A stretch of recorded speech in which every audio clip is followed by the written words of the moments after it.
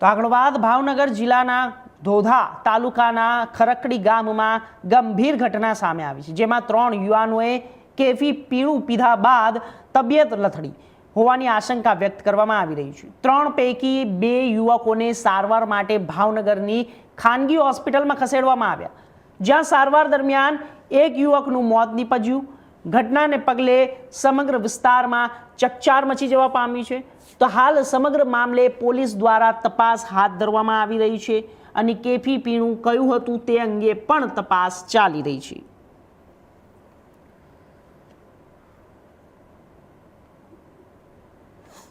તો આપને જણાવી દઈએ કે 2 યુવકોનું ખાનગી હોસ્પિટલમાં ખસેડવામાં આવ્યા છે। કારણ એ છે કે કેફી પીણું પીધા બાદ જ્યારે તેમની હાલત વધુ લથડી હતી અને ભાવનગરના ખરકડી ગામના વિસ્તારમાંથી આ ઘટના સામે આવી છે। કેફી પીણું પીધા બાદ યુવકની તબિયત લથડી છે અને સારવાર દરમિયાન એક યુવકનું મોત પણ નીપજ્યું છે। તો અત્યારે હાલ આ મામલે પોલીસ કેસ થયો છે અને તપાસ કરી રહી છે અને તપાસ બાદ વધુ માલુમ પડશે કે કેફી પીણું શું હતું, તેની અંદર શું ઉમેરાયેલું હતું અને કેફી પીણું પીધા બાદ વ્યક્તિનું મોત થયું તો થયું કઈ રીતે, કયું કેફી પીણું છે તેના ઉપર પણ અત્યારે હાલ તપાસ આગળ વધી રહી છે। આપને જણાવી દઈએ કે 2 યુવકોને ખાનગી હોસ્પિટલમાં ખસેડવામાં આવ્યા છે। ઘટનાને પગલે પોલીસ તપાસ શરૂ કરી દેવામાં આવી છે।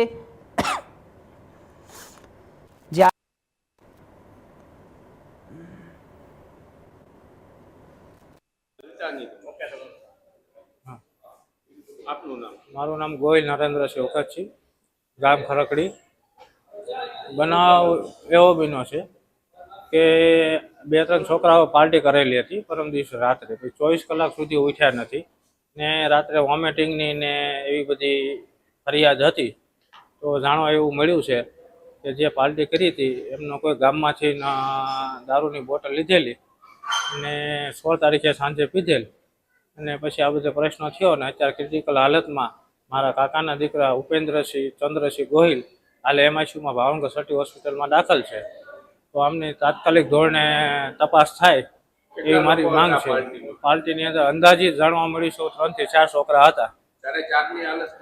અત્યારે 2 છોકરાનું જાણવા મળ્યું છે કે એવી કન્ડિશન છે ને તે અત્યારે સારવાર હેઠળ ભાવનગર સિટી હોસ્પિટલમાં એડમિટ છે ને વેન્ટિલેટર એ અત્યારે બહાર છે, પણ થોડુંક એવી એમની ફરિયાદ છે કે અમને ચક્કર ને એવું આવે છે, તો એ અત્યારે બહાર છે, એમની ખ્યાલ નથી।